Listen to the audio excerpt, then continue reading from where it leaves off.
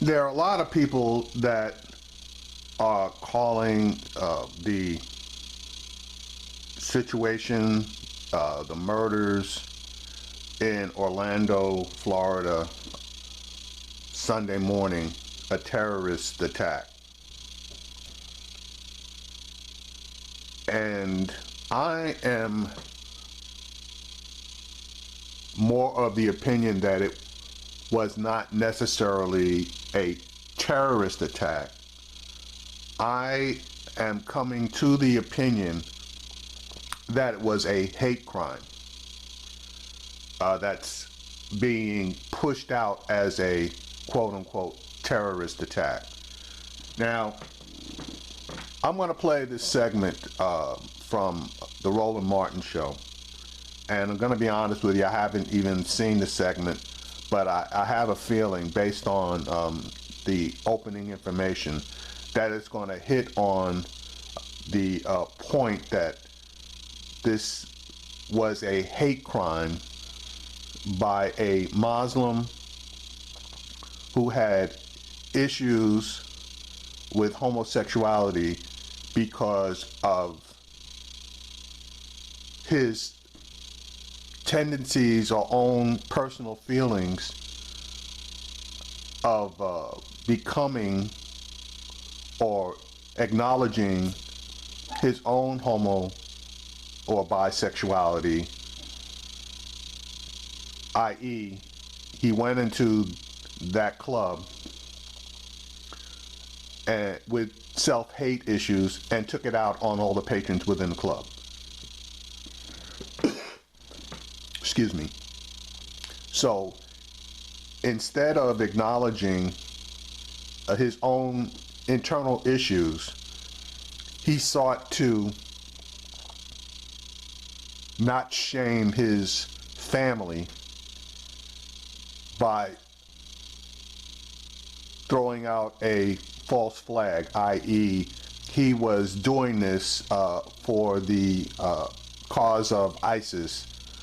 But anyone who is a supporter of ISIS is not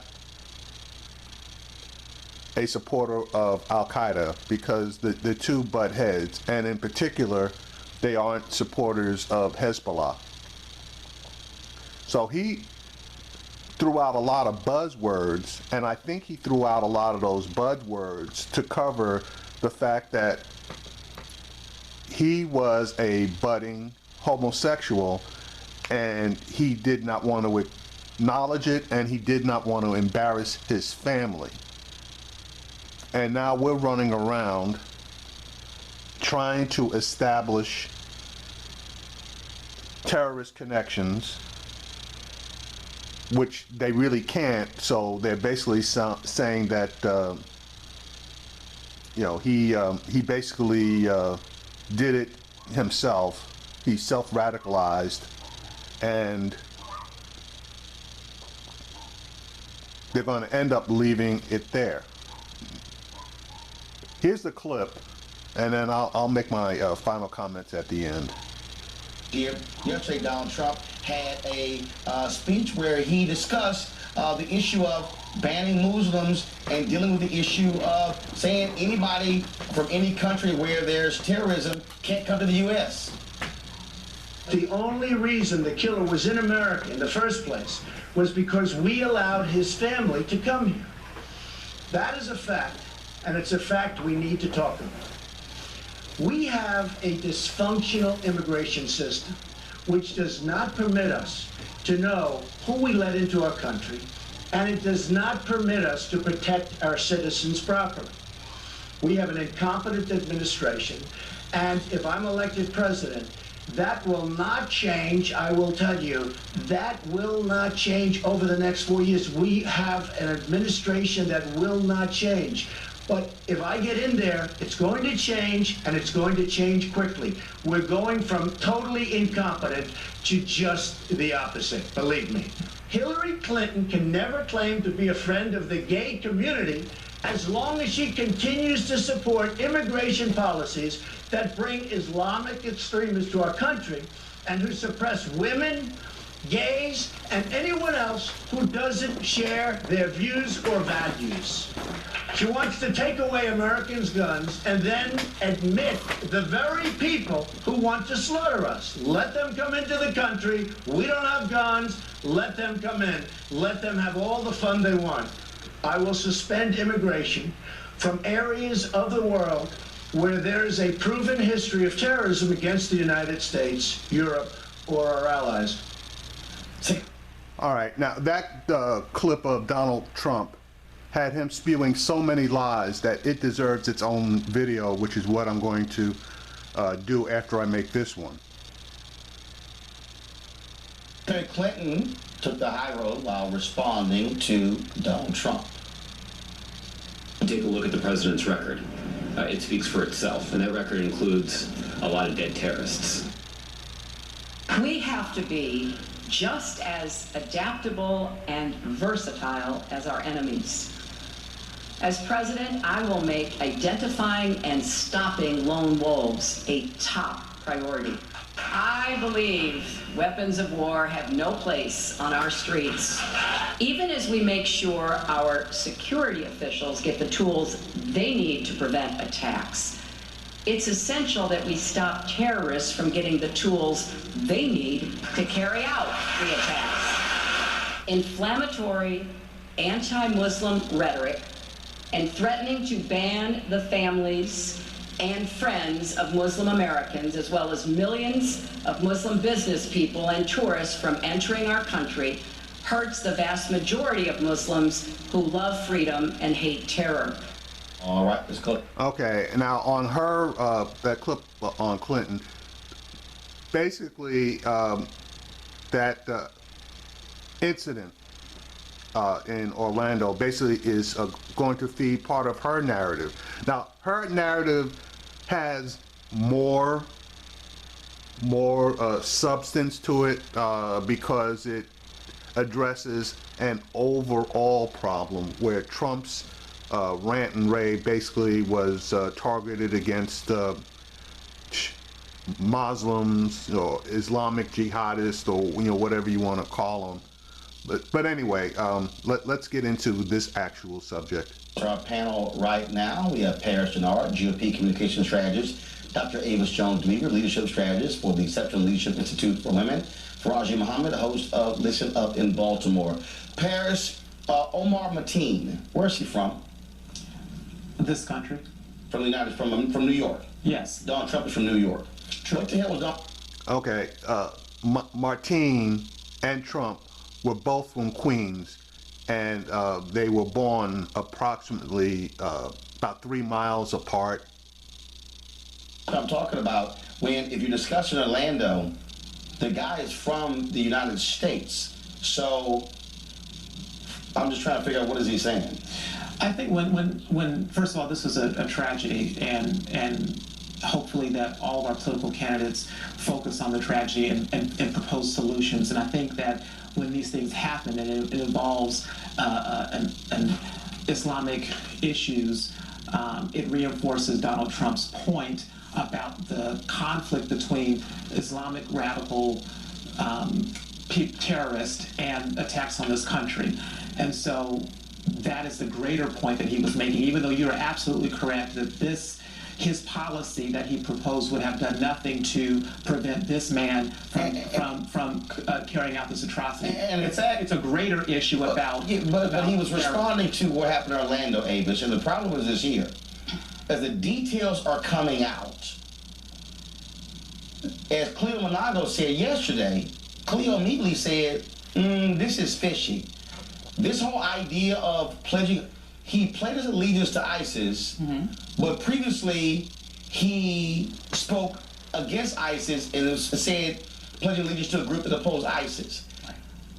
I've heard many people say, you know what? That's a cover for a guy who was a closeted homosexual. Now we're finding out he frequented this gay nightclub, often drank there. Many folks knew him. Now they're discovering that he was on gay dating apps. And so this rush to judgment. Right. Oh my goodness! Is Islamic terror when it could be a guy who was closeted gay, who was trying to use it as cover for him being gay. I think that's very plausible. You just mentioned the evidence. Clearly, it seems like he was a frequent at the club. He was on a gay dating site. And we've had examples before of people who were, I would say, closeted gay, maybe didn't go to this extreme, but were very anti-gay in terms of their public space. I mean, look at Bishop Eddie Long in terms of leading a march against gay rights back in the Bush campaign, previous Bush campaign. And then it comes out that he was having these relationships with young men. And so that is not unusual within an overarching culture that, quite frankly, is very anti-gay. You have a lot of Republicans now who want to act like and maybe they are very sorry that this happened, but just a couple of weeks ago, you have people saying things like transgender people should be using the bathroom in bushes. So, you know, I'm very concerned. Not people, that was Stacey Dash. That was Stacey Dash, exactly. So I'm very concerned with this sort of pseudo-concern when you have built an overarching narrative that makes hate of gay people normalized in this culture. Taraji, listening to Trump's speech, it was, I mean, across the board. I mean, I even heard from many conservatives who were saying, what the hell was that? Right. It was a bunch of nothing, a bunch of just yak, as opposed to actual substantive policy. And again, the moment this happened, folks went, uh-oh, that guy, oh, he's a Muslim, boom, there you go, has to be radical Islam.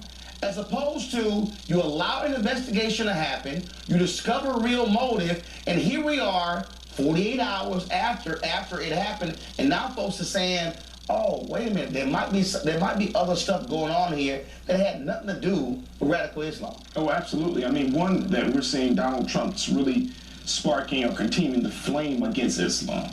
I mean, look at the language. He said, they're coming to slaughter us. What are you talking about? Muslims don't come to America to slaughter us. But the other part of it is, look at the narrative. The narrative fits into his political scheme. And when you have a rush to judgment on such a sensitive issue, it can be detrimental, Brother Roland, to national security. But more importantly, it's detrimental, especially in a country like this. This was certainly a tragedy, but this wasn't as much as people want to make it out to be. Because from the very beginning, out of all the places that you could potentially hit in America, how come you decided to hit this particular club? What made this club? And I think it's a very, very rash and hasty decision to make it as an assumption that it's about Islamic terror. All right, Paris, so you're a communications strategist. So did that speech yesterday make any sense whatsoever? I think that for... Hold on. The way you pause there and trying to figure it out is yes or no. Did it make any sense? Well, yes, it made sense if you're talking... Well, I'm going to come to you right now. Like you said, it talks about his narrative. It fits into the narrative that Donald Trump is... It fits into the narrative of fear. Yeah. Did it make any sense, Paris? A lot of Americans are fearful. Paris, that make any sense? And they have a right to be fearful. Fearful of what? Fearful of... Fearful of the fact that there are people in this world who want to do harm to Americans. That America did harm to in the beginning. Well, I'm not going to go into that okay. Type of historical... No, first of all, you're absolutely right, like Dylan Roof. Yeah, exactly. People are absolutely people are, and I ain't seen a Trump speech saying he gonna kick some white boys out who crazy. Right, and he was a Christian. Back to your original point, I think Donald Trump's speech reinforces the narrative that he has against this issue of Islamic terrorism and carrying out atrocities in America. But the other thing that I want to point out is this. We have to be careful not to label this as that this was only Donald Trump saying that this was terrorism. There was a lot of news reports, major network news, a lot of politicians on both sides of the aisle saying, including the White House, saying that this was terrorism. Of course. And hate. And hate, but also they said it was terrorism. So it's important to let that know. And also, President Jimmy Carter had a similar policy and had similar claims as it relates to the Iranian crisis, saying that those that were from Iran could not come to the country, and and students that were here forced them to be deported if they came from Iran. Let me say this perfectly clear. What you're dealing with here is a demagogue who stood up yesterday and lied repeatedly, who gave blatant lies, who said this guy was born in Afghanistan. He was born in the same city Donald Trump was born in, New York City. That was reference in the fact that his father... No, Donald Trump lied. Donald Trump said out of his own mouth the guy was born in Afghanistan. That was a lie. Totally. And then he goes on with his Hillary Clinton's going to get rid of the Second Amendment. Lie. and just repeating lies. So at some point, the lies keep building up, and I don't know. I mean, you must be working out. I have started to work. Yeah, you got to, because see, your shoulders gotta get a lot broader to keep trying to hold up these Trump lies. Well, I think that in politics and in campaigns, you do things that you say things. You lie. You lie. Well, if you want to say that President Obama lied when he said he was going to close Guantanamo Bay, I wouldn't call it a lie. I would say that. Hold up. Has the president tried to close Guantanamo? Yes. Has the president tried to close it? And he's been unsuccessful. He's been unsuccessful in doing Has he it. tried to close it? Unsuccessful. Has he been thwarted by Republicans who said don't bring those inmates to the United States? Has he tried to close it? Yes or no? He's tried to close it. Is he tried to close it? Yes or no? The question is has he tried to close it? Yes or no? Hold up. Has he tried to close it? Yes or no? President Obama said the answer is yes. And it's still. And here's the deal. Paris. It's nice to shift it. That's nice and it's cute. It's not. But the bottom line is he's made the attempt. Donald Trump is making an attempt. And your party thwarted it by saying we don't want them on our land. Do you want them on your land? Hell, Paris. Yesterday said that don't faze me, Paris. It should faze you. Paris. Because the federal government said yesterday. You heard of the federal government said yesterday that there have been terrorists that came out of Guantanamo. Have you ever heard of Supermax? So absolutely. Have you heard of Supermax? Have you heard of Supermax? I don't want terrorists. Have you heard of Supermax? Heard of it? Don't want the terrorists. Easy. So wait a minute. Hold up. We have terrorists in our country. Paris. I would call Dylan. I agree. Paris, got a question. A lot of them. Paris, was that guy who led the initial first attack on the World Trade Center, was he convicted? Yes, he was convicted. Where is he in prison? In a Supermax. They already in the country, dude. Wake up. Jesus. So if they're already in Supermax, that means we're dealing with them right now. So don't act like we don't have a prison that can house them when we're in solitary confinement 23 hours a day. You mean to tell me we can't house them in Supermax? Man, I thought your point like housing people in prisons. Come on now. All right, y'all. You talking about Bill Clinton? No. I'm talking about how you want to shift it. Your boy keeps lying, and you keep trying to defend his lies. I'm saying keep working out, because your show's gonna get a lot broader. More lies are coming down the line. All right, y'all. Here's the deal. Everybody keeps calling this the worst mass murder in the history of America, and lots of people on social media have been talking about it. But the reality is, the Orlando shooting is not the worst mass murder in American history. Here's some of the tweets that have been out there, folks. Larry McMahon has tweeted, Orlando, not the largest mass murder, 1917. East St. Louis massacre, 200 dead. 1919, Arkansas massacre, 237 dead. 1921, Tulsa massacre, 300 dead. Also, folks, again, a number of folks have been tweeting this. Another tweet, the worst massacre in history was the Tulsa massacre, a.k.a. Black Wall Street. Get your facts straight. And so, folks, real quick here, I do believe language is important. Absolutely. Mass shooting, yes. Mass shooting by lone gunmen, yes. But it would be incorrect to say this was the worst mass murder in American history. When you do have, now you want to say modern American history in the last 50 years, those qualifiers are important, but facts do matter. Absolutely, and those aren't the only examples. I mean, you have the Rosewood Massacre, nearly 200 dead there. You even have Wounded Knee, for example, 200 there, Native Americans. So there have been plenty examples of atrocities, terrorism, which is what I would call it, on these shores, perpetrated by white people, let's be very specific, that somehow does not fall into the definition of what we call terrorism. To me, terrorism is terrorism. Those were terrorist acts. And to erase that from our history, I think is an assault on us and our culture. The Okaloosa massacre that happened down in Louisiana, September 1848, 200 to 300 blacks were massacred by white people because of their wanting to get involved in the democratic system and the political parties. That's another incident. But when you have this type of narrative, what this does is this puts America in a place where we forget our history. And at the same time, we're trying to rewrite history. You can't do it. We gotta have some really open conversation. If you want to talk about terrorism, if you want to talk about racism, there needs to be some truth-telling in this whole process, and not just this selective history telling as we're seeing. And that's what's been contributing to the psychosis of this country, especially to the white people in this country, because now you finally get to this point where you're like, well, All right. You got something to say? I hope that when the Charleston happened, that the president would have called it terrorism, because I believe, like you, that it was domestic terrorism, and that the administration did not call it that. They wanted to call it a hate crime. And I don't care how you describe it.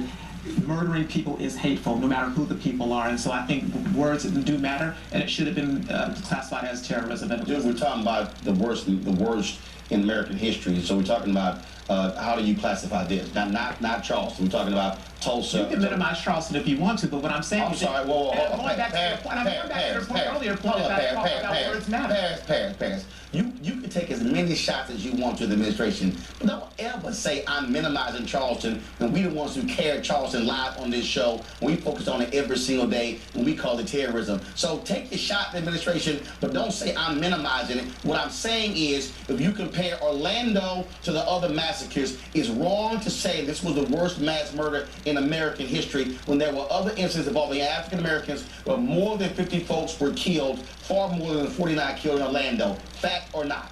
Fact, but that's the point I was making. I know that, but you want to take a shot at the administration because you want to play. I'm not here to play the Republican Democrat talking points. I'm calling fact, lie, yes, no. So I'm saying it, but don't say I'm minimizing it, trying to take a shot. Bottom line is, they call it whatever they want to call it. What I'm saying is, but it matters.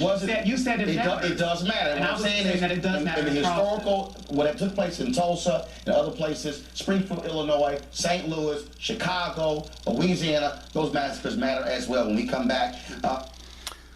All right. So, like Roland said, words matter. This, in my opinion, was a hate crime, and it was a terrorist act. And I know that at the beginning of this video I didn't call it a terrorist act, but that's what happens when you obtain more information.